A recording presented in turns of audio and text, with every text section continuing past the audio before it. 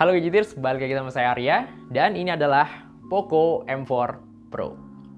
Dibanding saudara-saudaranya di seri X atau seri F, Poco seri M ini emang nggak pernah nonjolin bagian yang biasanya tuh jadi andalan tim menang mending, yaitu chipsetnya atau performanya.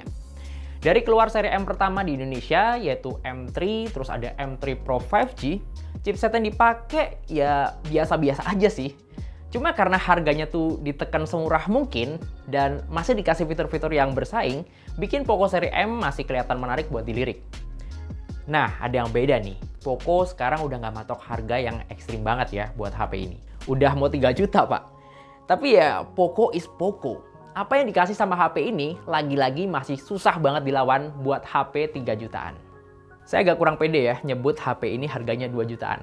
Karena untuk harga versi paling murahnya, itu tuh udah di 2,99 juta. Udah 3 juta kembali 1000, Pak. Ya udah susah sih buat balik ke harga 2 juta kayak seri M yang sebelumnya.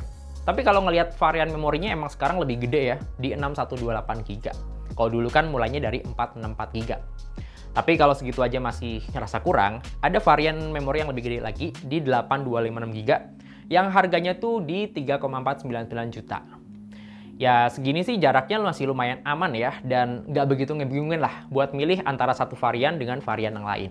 Poco M4 Pro ini punya 3 pilihan warna. Nah yang saya pakai ini tuh yang warnanya Power Black. Warna yang permukaannya tuh agak beda dari yang lain. Ini permukaannya cenderung glossy, agak kalau kena pantulan cahaya itu agak keras gitu ya. Dan yang saya agak kurang suka dari glossy ini ya gampang banget nyeplak sidik jari, Pak. Jadi mesti sering-sering dilap. Cuma kalau Anda tuh lebih suka yang bodinya ngedove atau nggak gampang nyeplak sidik jari, saran saya mending pilih varian warna yang lain antara Poco Yellow atau Cool Blue yang nggak kalah cakep. Tapi mau itu ngedove atau glossy, bodi Poco M4 Pro ini sebenarnya udah cukup aman dan bersahabat ya. Anda kemasukan debu dan juga kena basah-basahan lah, kayak misalnya nggak sengaja kehujanan atau ketumpahan botol air minum. Karena bodi Poco M4 Pro ini tuh udah ngantongin sertifikasi IP53, yang artinya udah cukup aman ya, andai kena cipratan atau siraman air dari berbagai arah.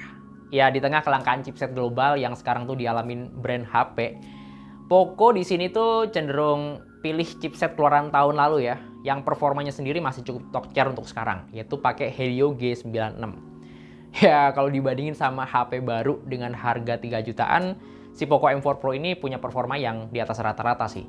Dipakai buat main PUBG Mobile, ini udah bisa pakai settingan Smooth Ultra. Ini jalan di kisaran 39-40 fps, yang mana ini udah cukup aman dan nyaman lah buat main game Battle Royale kayak gini. Dan yang saya suka, kontrol gyro di sini tuh enak dan nggak pakai delay, Pak. Karena kontrol gyronya di sini udah pakai yang hardware. Oh ya, untuk responsivitas layar sentuhnya juga mantap banget ya, karena di sini touch sampling rate-nya juga udah tinggi ya, di 360 Hz. Yang mana ini kepake banget sih buat main game Battle Royale kayak gini.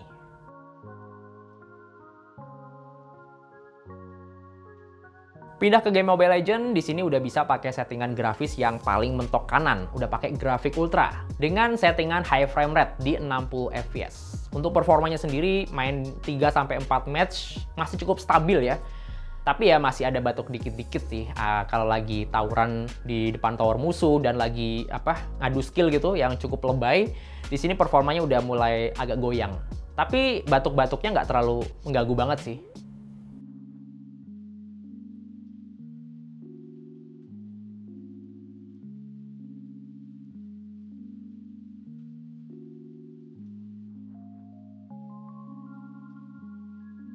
Nah, Helio G96 ini juga udah cukup mengangkat main game yang seberat Genshin Impact. Ini bisa jalan di kisaran 35-40 fps pas saya pakai settingan grafik itu di low 60 fps. Yang mana ini udah cukup playable lah.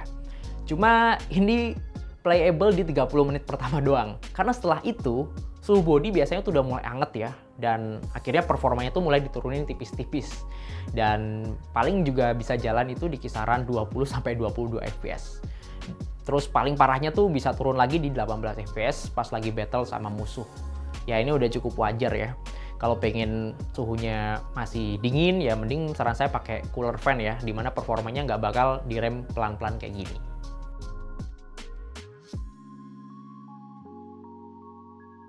Ya kalau ngelihat HP-HP yang ada di pasaran sekarang ini yang pakai Helio G96 dan dijual lebih murah di 2 jutaan, ada beberapa sih.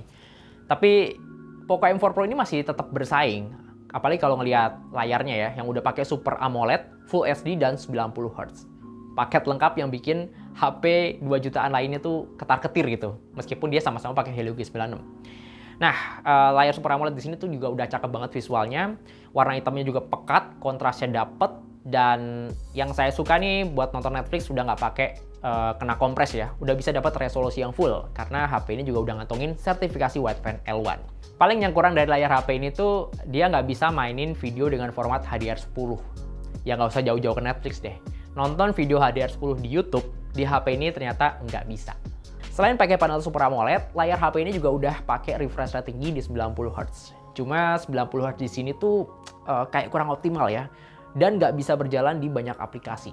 Terutama aplikasi yang berhubungan sama konten video nih. Seperti YouTube, Netflix, Disney Plus Hotstar, bahkan TikTok pun 90 Hz di sini tuh nggak jalan, alias dia bakal balik ke 60 Hz lagi. Nggak paham sih, padahal kalau ngelihat aplikasi lain yang ada videonya juga, kayak Instagram dan juga Twitter, di dua aplikasi itu tuh 90 Hz-nya jalan normal gitu.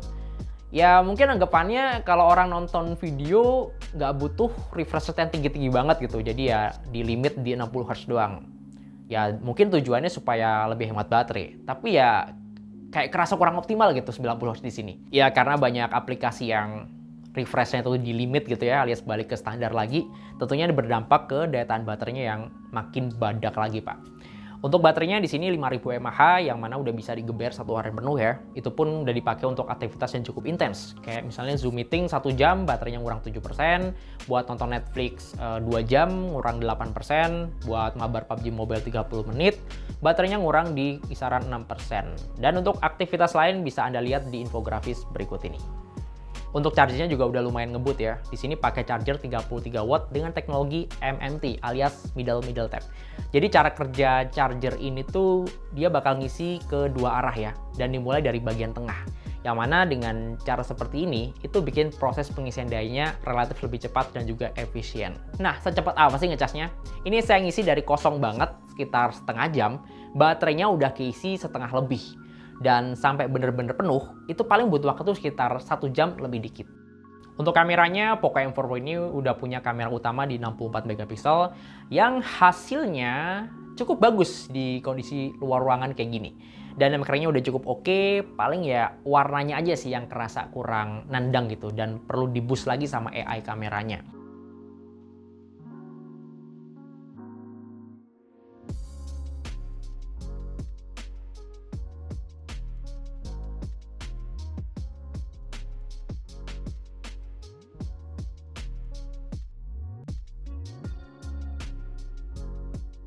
Untuk foto-foto di dalam ruangan, detailnya juga masih terjaga dengan cukup baik ya.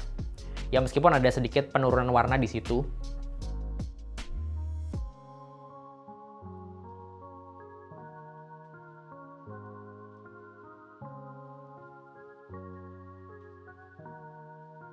Kalau pengen dapetin angle yang lebih luas, bisa banget pakai lensa ultrawide 8 megapiksel di sini, yang selain punya frame lebih lebar, dari segi warna juga masih cakep ya, karena fitur AI-nya juga jalan di lensa ultrawide ini.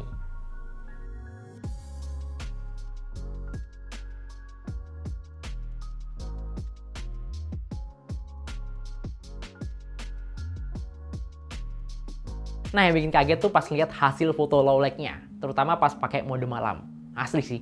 Di sini hasilnya tuh kayak jepretan kamera HP 4-5 jutaan. Cakep banget gitu. Detailnya masih mantep, warnanya juga masih terang gitu.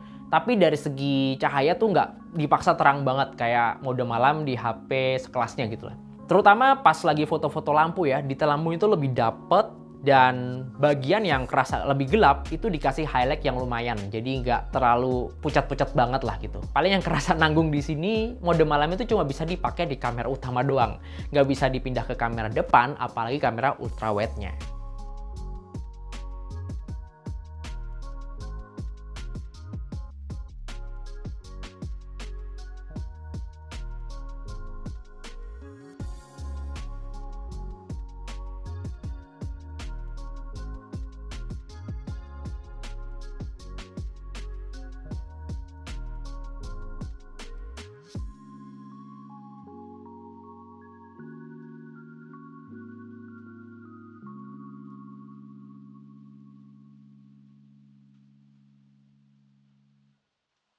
Oke, untuk perekaman videonya, Poco M4 Pro ini tuh bisa ngerekam video dengan resolusi mentok di Full HD 30 fps ya.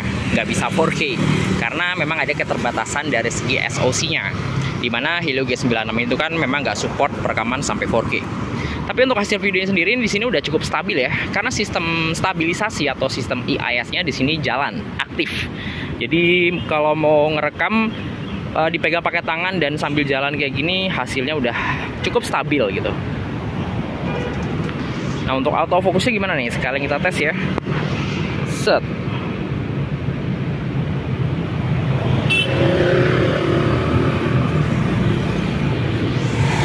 Gimana? Ngebut nggak? Nah, kalau pengen dapetin hasil video dengan angle yang lebih luas, bisa banget nih pakai lensa ultrawide-nya buat ngerekam video. Dan hasilnya masih cukup stabil.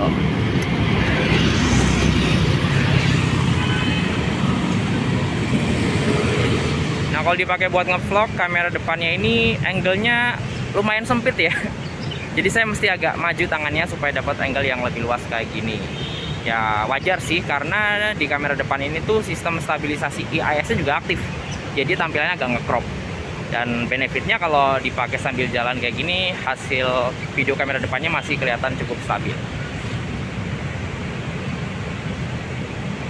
Nah, ini kalau diarahin ke backlight, wow, gelap ya. Oke. Kalau untuk mikrofonnya gimana nih? Suara saya udah kedengaran cukup jelas? Komen di bawah ya. HP ini juga masih dikasih fitur-fitur tambahan yang bikin dia tuh masih kelihatan cakep dan mantep ya di harga 3 jutaan. Mulai dari NFC, dual speaker stereo, jack audio juga masih ada, dan masih pakai triple slot SIM yang bisa pakai dual SIM card plus micro SD sekaligus. Tapi dibalik fitur plus-plus tadi, HP ini tentunya masih kayak HP Poco versi murah lainnya lah. Artinya dia tuh masih nampilin iklan ya di MIUI-nya. Di beberapa aplikasi bawaannya aja sih, cuma kadang bagi beberapa orang itu ngeganggu gitu. Oke, jadi kesimpulannya, Poco M4 Pro ini tuh lebih cocok ya buat Anda yang lagi cari HP 3 jutaan dengan fitur dan spek yang hampir merata cakepnya di banyak hal. Desain dan proteksinya cakep, layarnya mantep, dipakai mabar juga masih gaspol, dan kameranya juga punya kualitas yang di atas rata-rata lah buat HP 3 jutaan lainnya. Karena untuk sekarang emang agak susah ya nyari HP 3 jutaan yang punya spek dan fitur yang ngerata cakepnya kayak HP ini. Nah, saking ratanya nih fitur cakep di HP ini, saya sempat bingung ya, ini Poco M4 Pro sebenarnya nggak cocok buat siapa sih? Dan akhirnya ketemu jawaban yang paling deket dan paling realistis. Jadi Poco M4 Pro ini emang nggak cocok nih buat Anda yang lagi cari HP 5G dan buat jangka panjang dengan harga 3 jutaan. Karena ya Poco M4 Pro yang rilis resmi di sini memang hanya support 5G aja. Atau kalau nanti bakal rilis versi 5G-nya, kira-kira pada tertarik nggak? Yuk komen di bawah. Ya, semoga video ini bisa ngasih referensi ya buat Anda yang masih bingung mau beli Poco M4 Pro di harga 3 jutaan. Nah, untuk ngecek spek lengkap dan link pembelian HP ini, seperti biasa, Anda bisa cek linknya di kolom deskripsi di bawah video ini ya. Oke, terima kasih udah nonton video ini dan sampai ketemu di video berikutnya.